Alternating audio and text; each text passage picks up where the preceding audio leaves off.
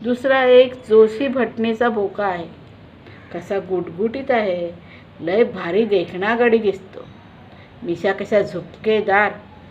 सगळ्याच मांजरे मरतात हो त्याच्यावर. मला पण त्याच्याकडे बघितलं की खुशखुश होता आहे वाला फिलिंग येतं.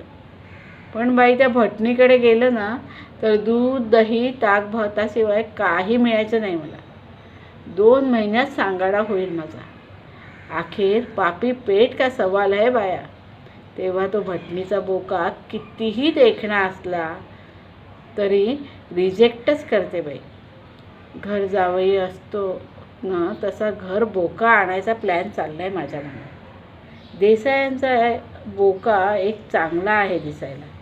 जरा आखडू आहे पण मी आणेन त्याला सुतासारखा सरळ. त्याला विचारून पाहणार घर बोका होशील का म्हणून. नाहीतर बाई मीच जाईन त्याच्याकडे राहायला.